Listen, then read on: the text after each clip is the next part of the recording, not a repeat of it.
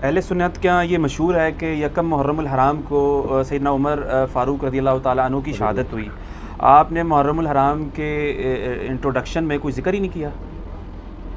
मुहर्रम हराम के में ये आती ही नहीं शहादत, हमारा तो क्लिप भी चढ़ चुका है। ये तो वाक़या करबला को डाइल्यूट करने के लिए इन्होंने सैयदना उमर को तख्ते मश्क बनाया ना। सैयदना उमर की शहादत इस्लाम की पीठ में पहला छुरा है जो घोंपा गया।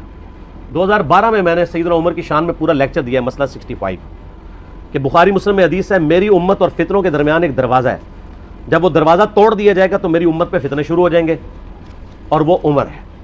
सैयदना उमर की शहादत से ही फितने शुरू हुए।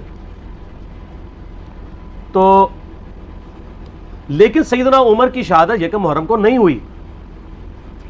अहले सुन्नत की मेन 3 किताबें मेन स्ट्रीम की जो सहाबा कराम के हालात व वाक़यात पे लिखी गई हैं। नंबर 1 इमाम इब्न अब्दुल बर की किताब है अल इस्तियाब,